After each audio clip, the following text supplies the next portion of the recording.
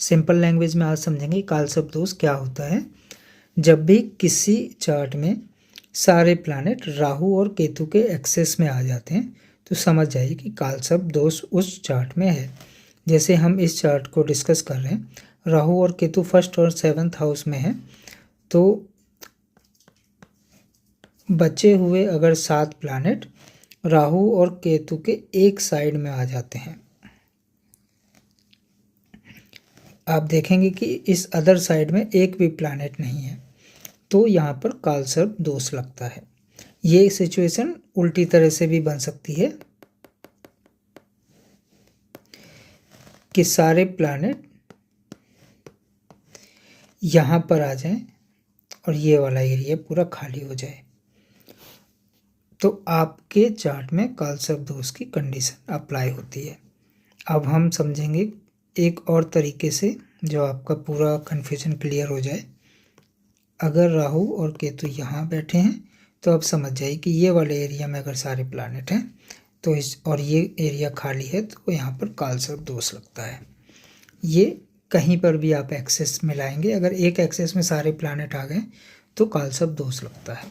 अब समझेंगे कि कालसर्प दोष क्यों बोलते हैं इसको। राहु और केतु को एक स्नेक से रिप्रेजेंट किया जाता है। आप शिव भगवान के गले में स्नेक देखेंगे, वो राहु केतु का रिप्रेजेंटेशन है कि शिव भगवान कंट्रोल करते हैं उस चीज़ को।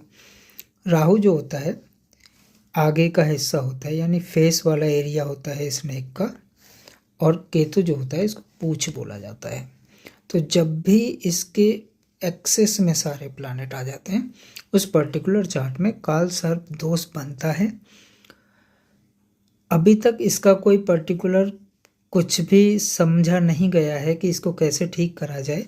बहुत सारी पूजाएं बताई जाती हैं, लेकिन मेरे हिसाब से कोई भी पूजा काम नहीं करती है। ज्योतिष के थ्रू आप एक चीज़ समझ सकते हैं कि जिस भी चार्ट में कालसर्प दोष होगा उस इंसान की आधी ज़िंदगी 50% लाइफ थोड़ी सी प्रॉब्लमेटिक रहेगी, 50% लाइफ अच्छे होने के चांस हैं। अगर पहले की लाइफ अच्छी रही है तो सेकंड हाफ अच्छा नहीं होगा, अगर सेकंड हाफ अच्छा रहा है तो पहले का हाफ अच्छा नहीं होगा। और बहुत सारी चीज़ें देखेंगे कि किस पर्टिकुलर एरिया पे वो एक्सेस बना रहा है राहु केतु, कौन सी लाइफ को कितना इम्पैक्ट करेगा। ज्योतिष के थ्रू आप बस इतना समझ सकते हैं कि किसी चीज़ की जानकारी होने से आप उस चीज़ को एक्सेप्ट करें, और आपके लिए जब कोई चीज़ की एक्सेप्टेंस बढ़ जाती है, जब आप एक्सेप्ट कर लेते हैं कि ये चीज़ ऐसे होगी, तो थोड़ा सा वो चीज़ परेशान करना आपको बंद कर देती है। नमः शिवाय।